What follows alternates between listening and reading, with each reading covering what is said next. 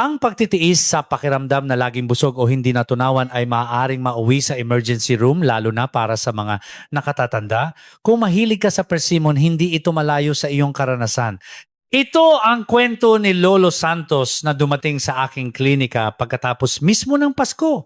Si Lolo Santos na nasa unang bahagi ng kanyang 70s ay may diabetes. Noong Pasko, dinalhan siya ng kanyang apo ng mga persimmon na napakatamis at masarap kaya't kumakain siya ng isa o dalawa tuwing umaga sa loob ng ilang araw. Ngunit sa ikaapat na araw, may naramdaman siyang kakaiba. Pakiramdam niya ay laging busog at may bumabara sa kanyang tiyan. Sa una inisip niyang dahil lang ito sa sobrang pagkain noong Kapaskuhan. Ngunit lalo itong lumala hanggang sa hindi na siya makakain dahil sa matinding pagduduwal at pagsusuka. Sa huli, isinugod na siya ng kanyang pamilya sa emergency room. Sa emergency room, isang nakakagulat na tanawin ang bumungad ng isagawaang endoscopy. Sa loob ng tiyan ni Lolo Santos ay may isang matigas na bukol na kasing laki ng kamao. Ito ay matigas na parang bato. Ito ay isang bezoar. Narinig niyo na ba ang salitang bezoar? Marahil ay pamilyar kayo sa kidney stones, ngunit ang bezoar sa tiyan ay hindi gaanong kilala. Ang bezoar ay isang masa ng mga hindi natunaw na materyales na namumuo at tumitigas na parang bato sa loob ng tiyan. Ito ay isang bihirang kondisyon na tatagpuan sa humigit kumulang 0.4 sa bawat 100 tao na sumasailalim sa endoscopy o 4 sa bawat 1,000 tao. Ngunit, para sa ilang partikular na individual ang tsansang ito ay mas mataas. Lalo na para sa mga taong tulad ni Lolo Santos na may diabetes, mga sumailalim sa operasyon sa tiyan at mga matatanda na may mahinang panunaw, ito ay maaaring maging isang napakadelikadong kondisyon. Kung gayon, ano ang dahilan kung bakit nagkaroon ng bato sa tiyan ni Lolo Santos? Ito ay dahil sa persimmon. Marahil ay narinig nyo na ang mga kasabihan na ang pagkain ng persimmon ay nagdudulot ng constipation o kidney stones. Ngunit mayroong mas malaking panganib ang persimmon. Ito ay ang bezoar na tumitigas na parang bato sa loob ng tiyan. Ang mas nakakagulat ay kung paano nag-iiba ang panganib depende sa paraan ng pagkain nito. May mga partikular na pagkain na hindi dapat isabay sa persimmon. Ngayon, ipapaliwanag ko to sa inyo ng malinaw. Hindi lamang ito simpleng discomfort. Kung hindi natin ito alam, maaari tayong mapunta sa emergency room tulad ni Lolo Santos at sa malalang kaso, maaaring kailanganin pa ng operasyon. Ang mga tatalakayin ko sa inyo ngayon ay ang mga sumusunod. Una, ipapakita ko sa inyo ang kamangha-manghang proseso kung paano nagiging bato ang persimmon sa loob ng tiyan. Pangalawa, ipapaliwanag ko ng siyentipiko ang 3 uri ng pagkain na hindi dapat isabay sa persimmon at kung bakit ito mapanganib. Pangatlo, sasabihin ko sa inyo kung paano ginagamot ang bezoar kung sakaling magkaroon nito at mga praktikal na paraan kung paano ito maiiwasan. Sa kabutihang palad, si Lolo Santos ay nagamot ng maayos at ngayon ay malusog na. Ngunit hindi naging madali ang kanyang pinagdaanan. Ating alamin kung anong paggamot ang kanyang natanggap at kung ano ang dapat nating ingatan ngayon. Kung interesado kayo sa video ngayon, mangyaring pindutin ang like button. Ang isang click ninyo ay malaking tulong upang maprotektahan ang kalusugan ng mas maraming tao. Ngayon, ikukwento ko ng mas detalyado ang pinagdaanan ni Lolo Santos sa emergency room. Pagdating niya sa emergency room, mas malala ang kanyang kalagayan kaysa sa inaasahan. 4 na araw na siyang hindi makakain ng maayos pagkatapos ng Pasko. Ang kanyang itaas na tiyan sa may bandang sikmura ay sobrang sakit at pakiramdam niya ay may bumabara. Kahit tubig lang ang inumin, nasusuka na siya at kaunting kain lang ay agad siyang naduduwal.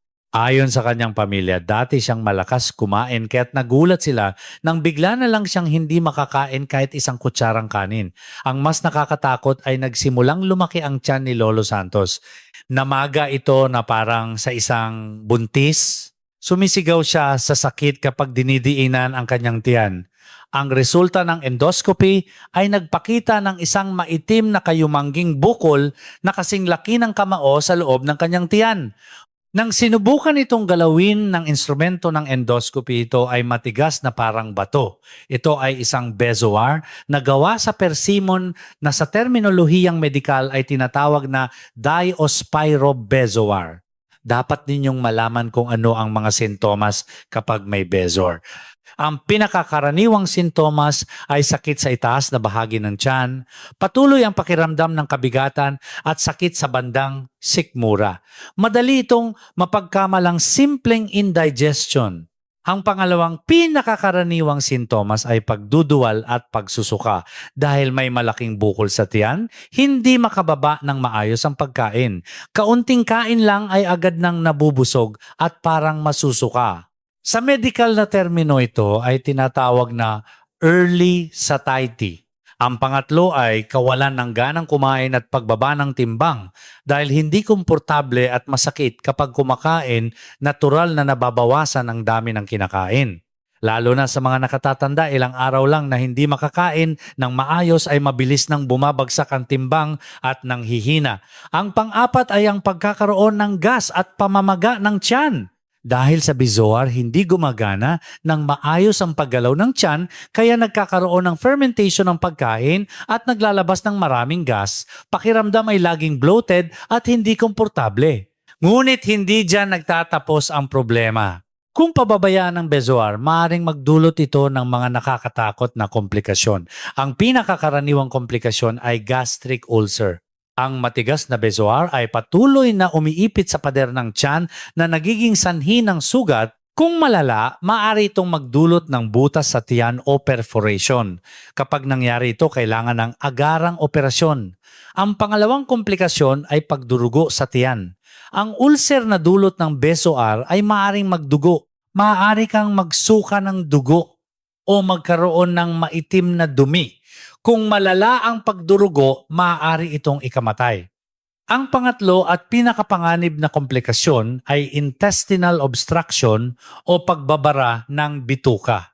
Ang bezoar ay maaaring bumaba mula sa tiyan patungo sa bituka at barahan ito. Ayon sa mga pag-aaral, humigit kumulang 20% ng mga pasyenteng may bezoar ay nagkakaroon ng intestinal obstruction. Kapag nagbara ang bituka, kailangan ng emergency surgery na isang malaking panganib lalo na para sa mga matatanda. Sa katunayan, isang pasyente ko ang nagkaroon ng bezoar na bumaba sa bituka at tuluyang binarahan ang kanyang small intestine. Sobrang sakit ng kanyang tiyan, nagsusuka at hindi makadumi. Napakaseryoso ng kanyang kalagayan. Sa huli, kinailangan ng emergency surgery para buksan ang bituka at alisin ang bezoar. Isa pang komplikasyon ay anemia. Dahil sa unti-unting pagdurugo na dulot ng bezoar, dahan-dahang nagkakaroon ng anemia. Kapag ang mga matatanda ay nagka-anemia sila, ay nahihilo, nanghihina at madaling matumba. Sino-sino ang pinakamadaling magkaroon ng bezoar? May tatlong high-risk groups. Una, ang mga taong sumailalim sa operasyon sa tiyan. Kung ikaw ay naoperahan dahil sa stomach cancer o gastric ulcer, kung saan tinanggal ang bahagi ng iyong tiyan, dapat kang mag-ingat. Pagkatapos ng operasyon sa tiyan, nababawasan ang produksyon ng stomach acid at humihina ang paggalaw ng tiyan. Kaya't kapag kumain ka ng persimmon, mas mataas ang tsansang magkaroon ng bezoar. Pangalawa, ang mga pasyenteng may diabetes. Ito ang kaso ni Lolo Santos. Kapag matagal nang may diabetes, maaaring magkaroon ng komplikasyon na tinatawag na gastroparesis. Ibig sabihin hindi gumagalaw ng maayos ang tiyan, kaya't mas matagal na nanatili ang persimmon dito na nagiging sanhi ng pagbuo ng bezoar. Ang mga may diabetes ay dapat talagang mag-ingat. Pangatlo, ang mga matatanda na 65 taong gulang pataas. Sa pagtanda natural na humihina ang panunaw at bumabagal ang paggalaw ng tiyan, bumababa rin ang produksyon ng stomach acid. Kaya't kahit pareho lang ang dami ng persimmon na kinain, mas mataas ang panganib na magkaroon ng bezoar kumpara sa mga mas bata. Kung isa ka sa mga nabanggit sa tatlong kondisyong ito, dapat kang maging maingat sa pagkain ng persimmon. lalo na kung dalawa o higit pa sa mga kondisyong ito ang taglay mo. Halimbawa, isang 70 pong anyos na may diabetes, mas lalo kang dapat mag-ingat.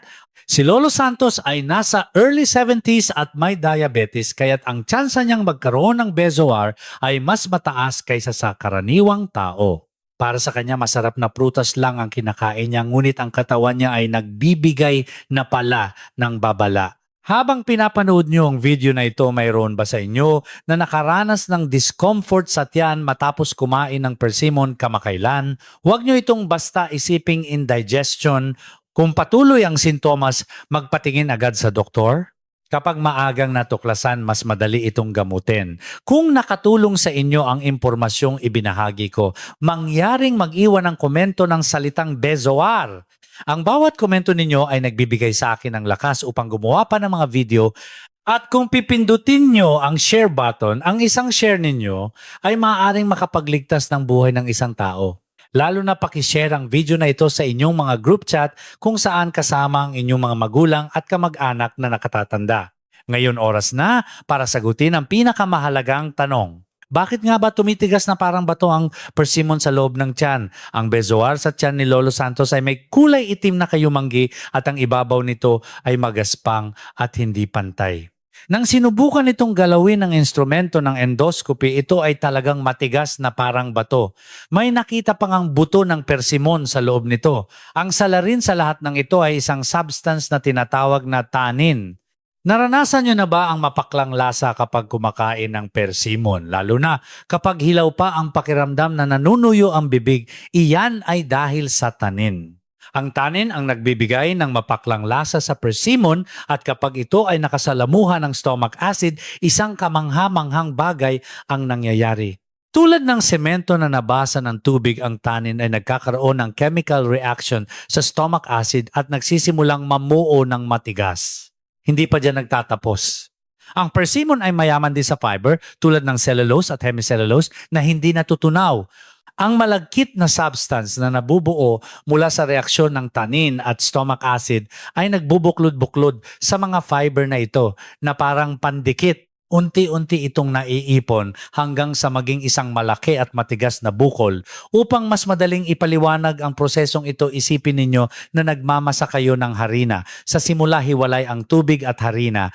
Ngunit habang patuloy ninyo itong minamasa, nagiging malagkit ito at nagiging isang buo, isang katulad na proseso ang nangyayari sa loob ng tiyan. Ang tanin at stomach acid ay nagre-react, at kapag nadagdagan ito ng fiber, unti-unti itong namumuo bilang isang malaking masa. Ngunit may isang napakahalagang punto dito. Mas mapanganib kumain ng persimmon kapag walang laman ng tiyan. Bakit? Dahil kapag walang laman ng tiyan, pinakamataas ang konsentrasyon ng stomach acid. Naghahanda ang tiyan sa pagdating ng pagkain sa pamamagitan ng paglalabas ng maraming acid.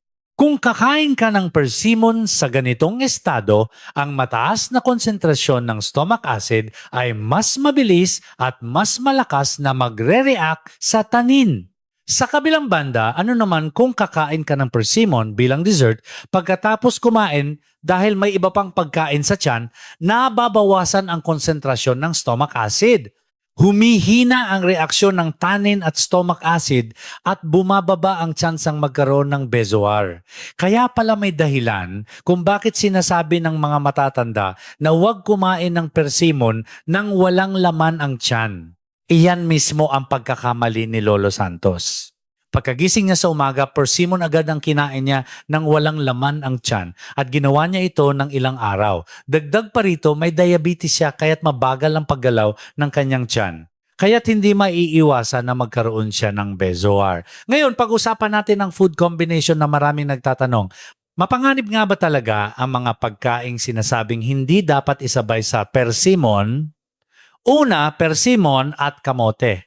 Ang kombinasyong ito ay talagang mapanganib dahil ang kamote ay nagpapataas ng produksyon ng stomach acid. Kapag kumain ka ng kamote, mas maraming acid ang ilalabas ng iyong tiyan. Kung kakain ka pa ng persimmon sa ganitong estado, ano ang mangyayari? Ang tumaas na stomach acid ay makikipag-react sa tanin ng persimmon na magpapabilis sa pagbuo ng bezoar. Bukod dito, ang kamote at persimmon ay parehong matagal manatili sa tiyan. Pareho silang mabagal matunaw dahil mas matagal silang nananatili at nagre-react sa loob ng tiyan, mas nagiging paborable ang kondisyon para mabuo ang bezoar.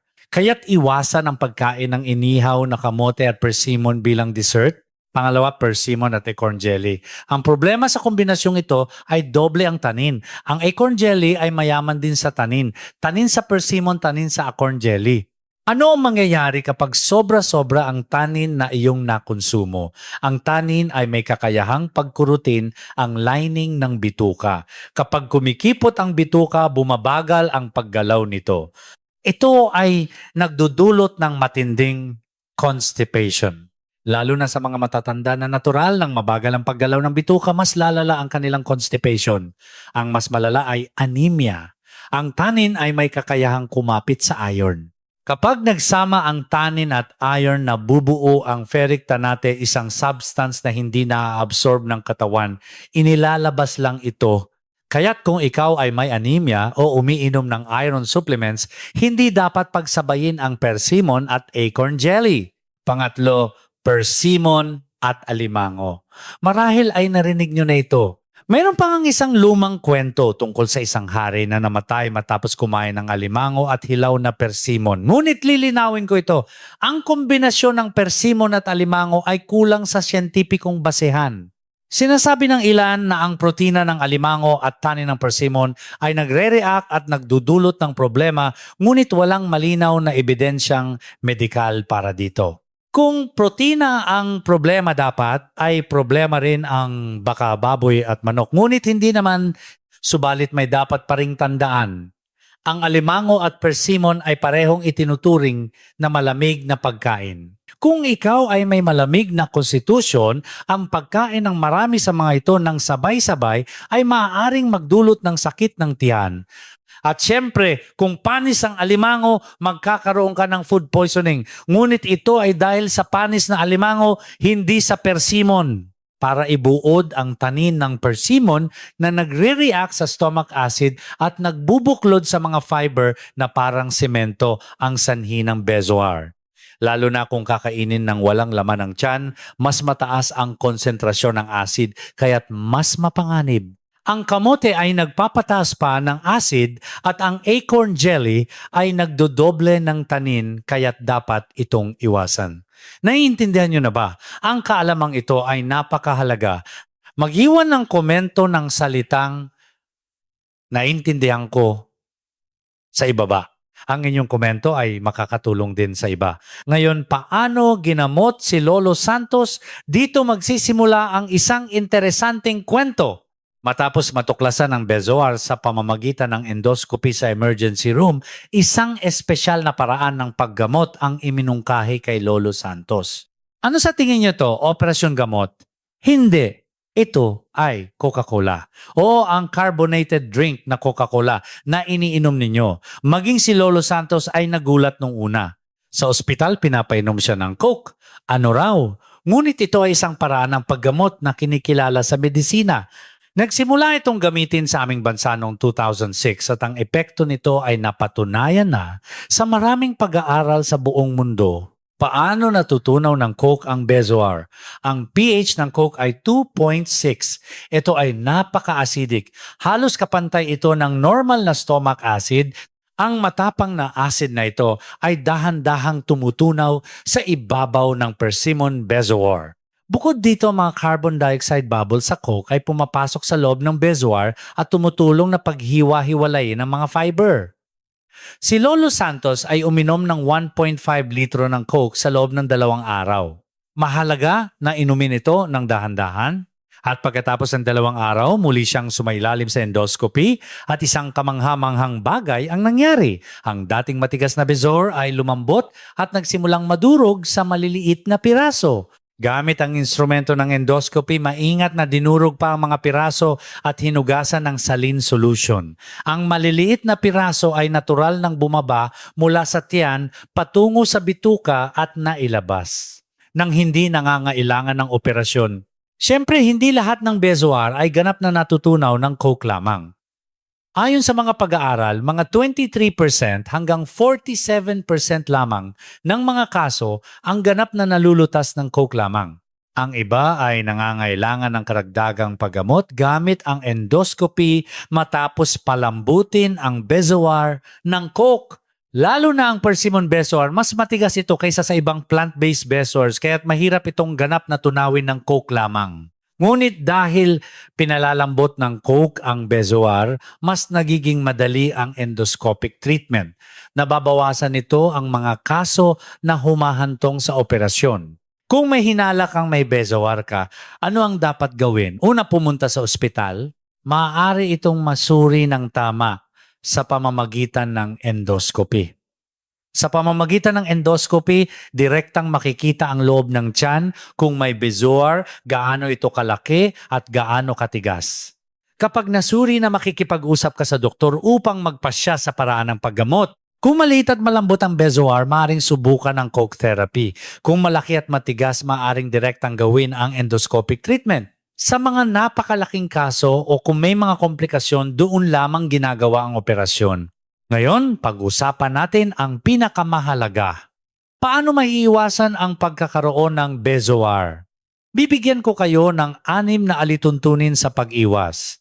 Tandaan at isagawa ninyo ito. Una, ang mga nasa high-risk group ay dapat maging maingat sa pagkain ng persimmon. Kung ikaw ay may diabetes na operahan sa tiyan o 55 taong gulang, pataas pinakaligtas na huwag na lang kumain nito. Kung talagang gusto mong kumain, 1 piraso lang sa 1 linggo at may pag-iingat. Pangalawa, huwag kailanman kumain ng persimmon nang walang laman ang tiyan. Dapat itong kainin bilang dessert pagkatapos kumain. Kailangan may ibang pagkain sa tiyan upang mabawasan ang konsentrasyon ng stomach acid at ang panganib ng bezoar. Ang pagkain ng persimmon pagkagising sa umaga ay napakadelikado. Pangatlo, balatan ang persimmon bago kainin. Mas maraming tanin sa balat. Ang bahagi ng gitna, malapit sa tangkay, ay marami ring tanin kaya't mas mabuting alisin ito bago kainin. Pang-apat, iwasan ang labis na pagkain. Gaano man kasarap 1 hanggang 2 piraso lang sa 1 linggo ang ligtas. Ang pagkain nito araw-araw sa loob ng ilang sunod-sunod na araw ay hindi dapat gawin. Si Lolo Santos ay 3 araw sunod-sunod kumain kaya't nagkaproblema. Pang-5, kung ikaw ay may anemia o umiinom ng iron supplements, maglaan ng 3 hanggang 4 na oras na pagitan ng pag-inom ng iron at pagkain ng persimmon. Pinipigilan ng tanin ng absorption ng iron. Kung uminom ka ng iron sa umaga, kumain ng persimmon sa gabi. Pang-6, iwasan ang mga mapanganib na food combination. Huwag pagsabayin ang kamote at persimmon. Huwag din pagsabayin ang acorn jelly at persimmon. Kung sa isang kainan ay may ganitong kombinasyon, pumili lang ng isa. At isa pa, mas ligtas ang hinog at malambot na persimmon gaya ng Hongxi variety kaysa sa matigas. Habang nahihinog ang persimmon, ang tanin nito ay nagiging insoluble, ibig sabihin hindi ito natutunaw sa tubig. Kaya't mas mababa ang panganib na magdulot ito ng bezoar. Kung kakain ka ng persimmon, piliin ang ganap na hinog at malambot. Kung sakaling hindi maganda ang pakiramdam ng iyong tiyan matapos kumain ng persimmon, ano ang gagawin mo? Huwag mong tiisin pumunta agad sa ospital. Kung ang sintomas ay nagpapatuloy ng higit sa 2 araw, kailangan mong magpasuri. Kapag mas maagang natuklasan, mas madali ang paggamot at maiiwasan ang mga komplikasyon.